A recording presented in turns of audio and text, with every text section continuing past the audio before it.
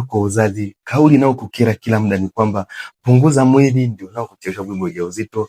Jaribu kufuatilia namna gani unaweza ukapunguza mwili, na tena nakutia moyo kwamba jaribu punguza kula. Kumbe ukweli ni kwamba ni kutokana tunakuwa na tatizo ambayo ni ya PCOS. Kwa hiyo hata kama ukiwa na tatizo hili unajikuta unajitahidi upungue, lakini unamtazama tu kwa huruma, then unamwambia kweli utajitahidi kufanya diet, ila najikuta naishia njiani, kwa sababu najikuta naanza kuwa na hamu ya kula vile vyakula ambavyo ni vya wanga sana, vitu vyenye sukari sana.